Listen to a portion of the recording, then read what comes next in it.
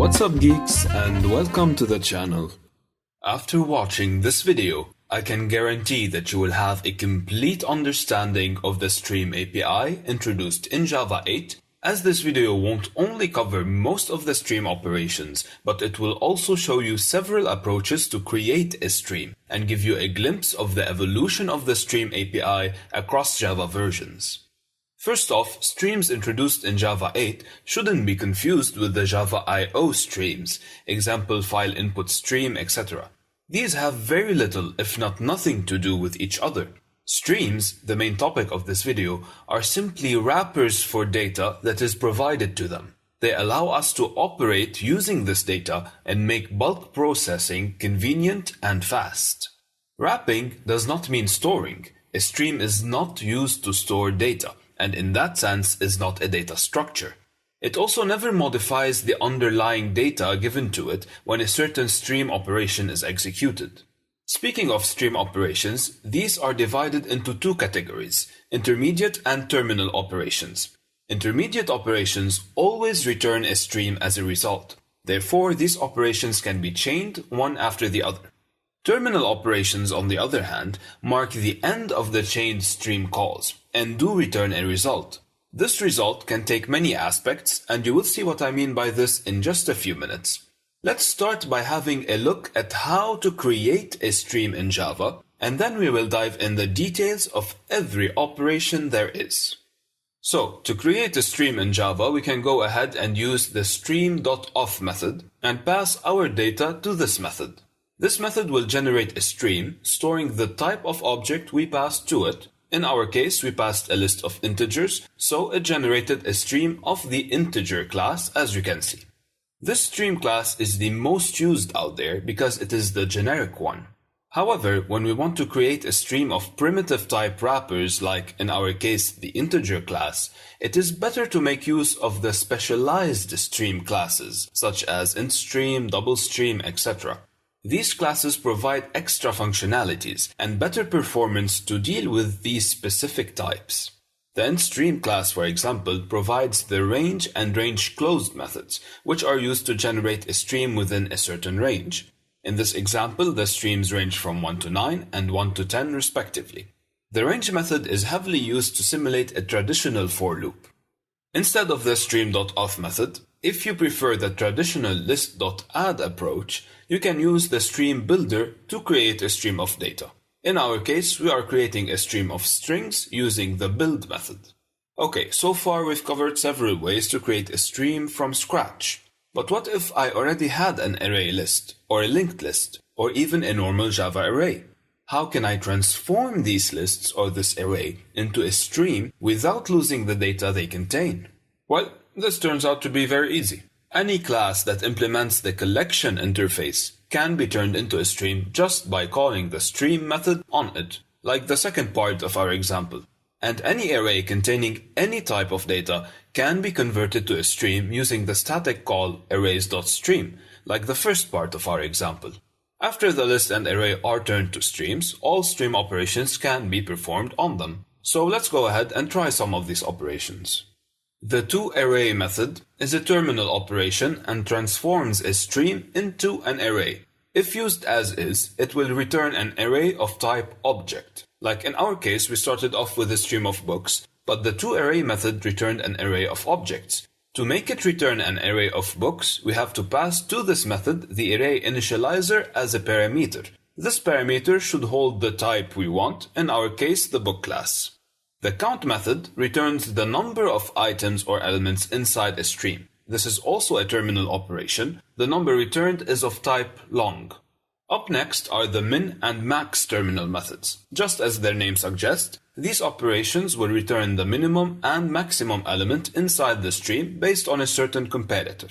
This comparator will tell us how to compare the elements inside the stream in order to decide which is the maximum or minimum element contained in it. In our stream of books example, we are retrieving the maximum based on the highest book price and the minimum based on the title that comes first alphabetically. Now you may have noticed that the returned value is not a book object, but instead an optional book. Most terminal stream operations return optionals, and these optionals are here to facilitate the retrieval and validation of the stream results. But most importantly, optionals can be chained with stream calls. So in our example, the optional book returned can be converted to a stream where further operations can be applied. So here we can choose to check if the value contained in the optional is present or not, or check and execute something on this variable returned using the ifPresent call. When an optional is returned, streams also allow us to handle an empty value instantly using the or else get methods. In our example, if for some reason the maximum was not found, one of these reasons could be that the stream we are dealing with is empty. Then the value returned is going to be the book specified in the or else method and not the empty stream value in this case.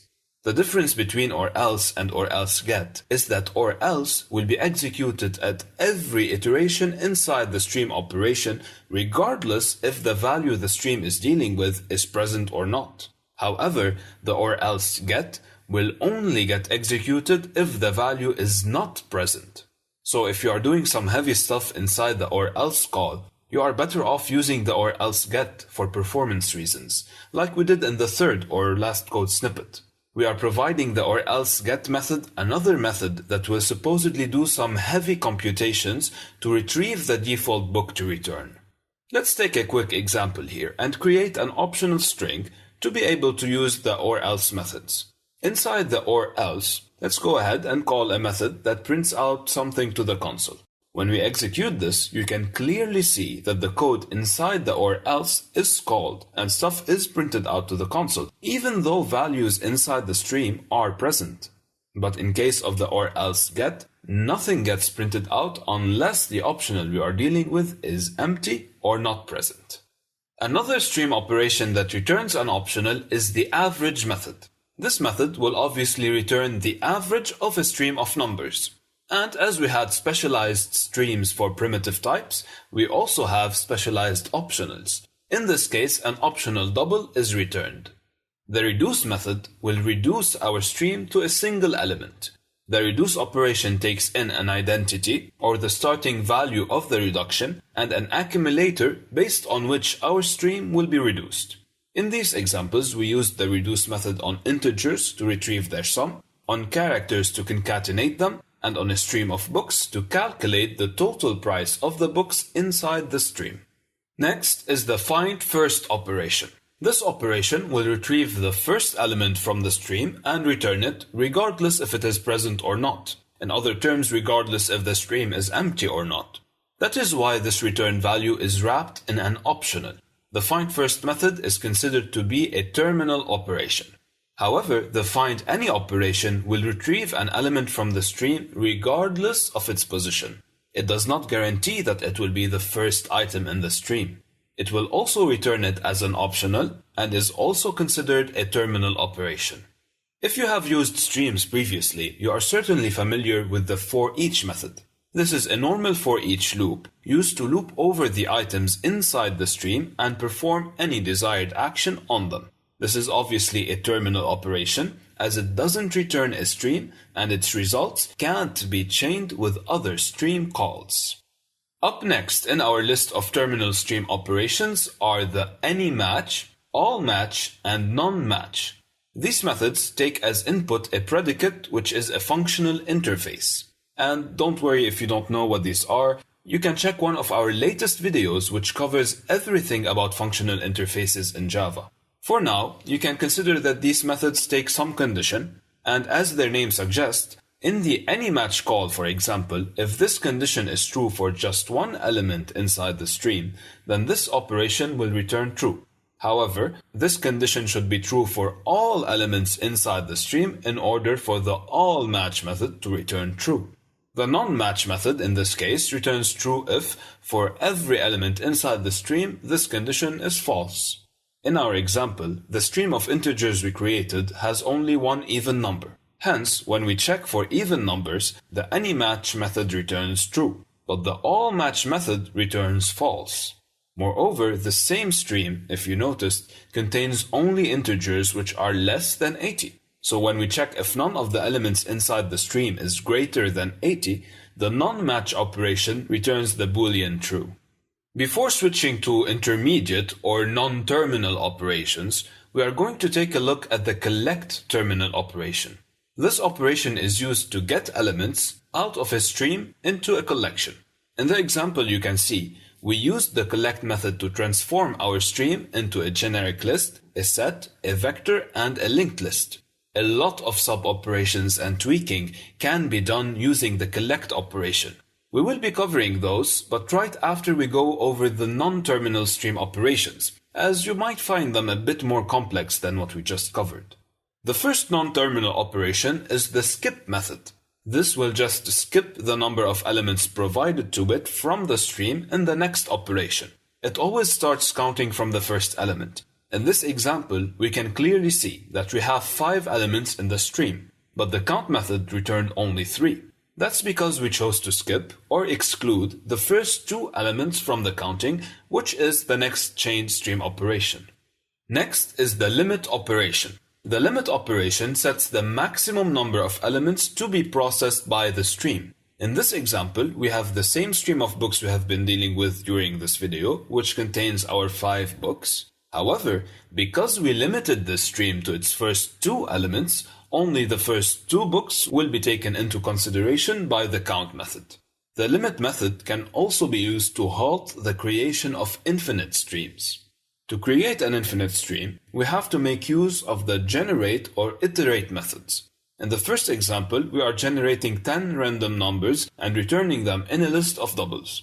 We can also use the generate method to perform an operation a fixed number of times. Like in our case, we are printing to the console the term Geekific 6 times.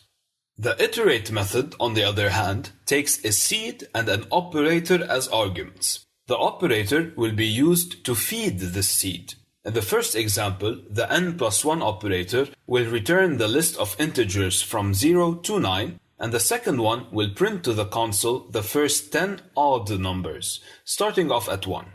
Distinct is another intermediate stream operation used to filter out duplicate values found inside a stream. As you can see in this example, the distinct method returned a list containing the values 10, 20, and 30 only, even though the stream we started with had 5 elements in it. Streams can also be used to sort the elements inside them. This is done using the sorted method. This method can take as argument a comparator, where we can specify for a certain class the attribute we would like to sort with. The comparator can be specified using the comparator.comparing method. This comparing method can be chained with multiple then comparing calls.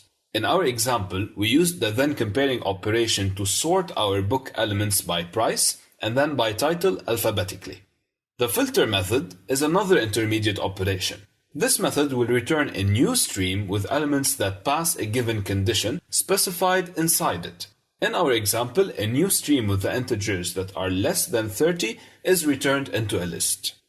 Another widely used intermediate operation is the map operation. This method will produce a new stream after applying a function to each element inside this stream. In the first example, we are mapping the stream of books to a stream of strings that contains all the titles of the books. In the second example, we are multiplying every number in our integer stream by 10 before returning the newly created stream into a list. Oh, and I might have forgotten to tell you about these 2 dots we've been using, the ones we just used in our first example to call the getTitle method. We call these a method reference, and the lambda expression can sometimes be replaced with a method reference. It is a more compact and easy form of the lambda expression that we know.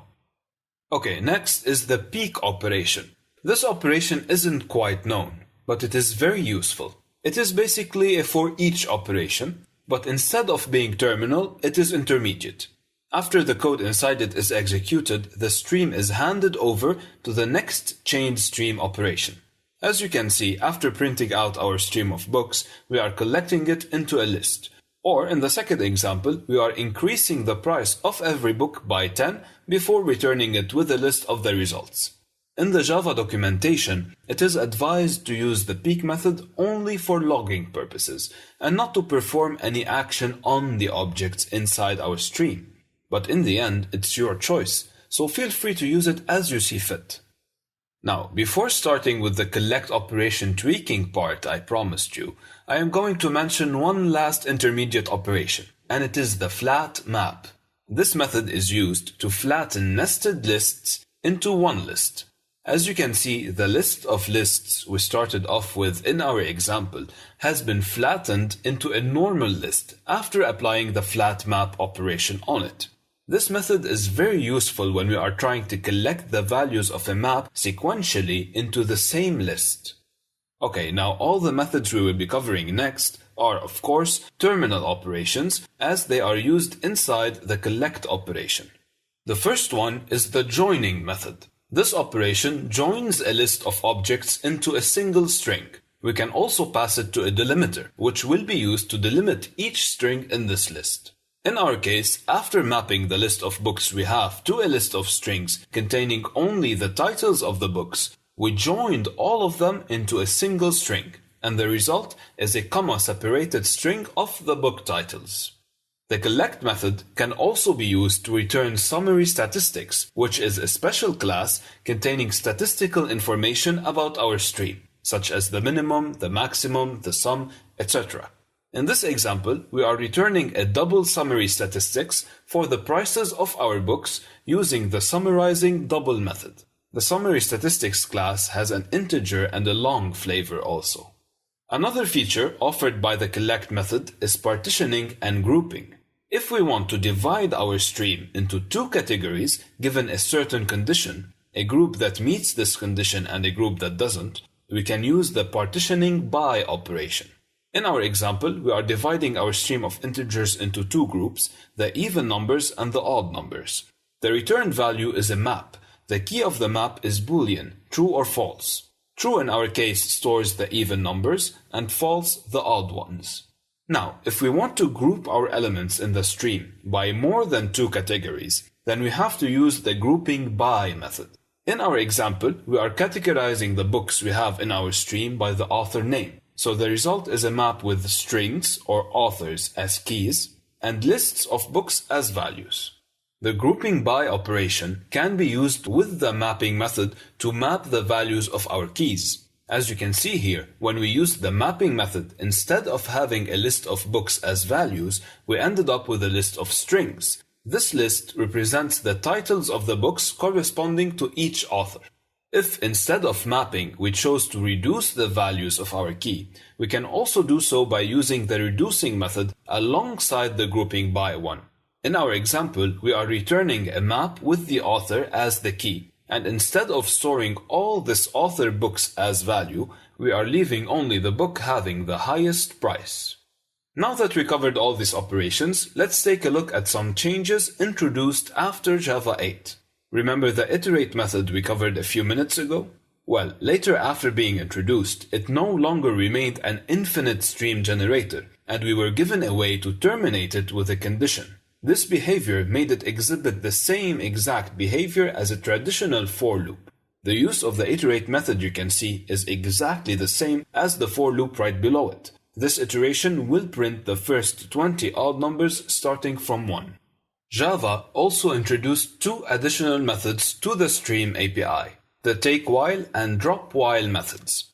The take-while operation acts as the filter operation does, but it will stop as soon as the condition is false. However, the drop-while acts the same as take-while, but in reverse. It will drop all items if the condition applied to them is true, and as soon as it hits false, will stop and return the remaining elements to the user. You can see in front of you how the take-while method compares to the filter method, and the difference in their return values for the same given stream. In the first example, featuring the take-while method, you can see more clearly that as soon as we hit an integer with a value bigger than 30, in our case the 75, the operation ends and the elements preceding this item are returned. In the drop-while example, you can see that all the elements that come after the 75, including the 75, are returned because all elements preceding it are dropped. Finally, before ending this video, I just want to mention that you can choose to execute the stream's operations in parallel. To do this, you have to use the parallel method. This operation is non-terminal, of course, as it implies that the operations that will come after this declaration are going to be executed in parallel. So if you are making use of parallel streams while printing out stuff, the items are not guaranteed to be printed in the same order they appear inside the list, hence the parallelization. So that's it for this video. I hope it was helpful. Thank you guys for watching, take care, and I will see you on the next one.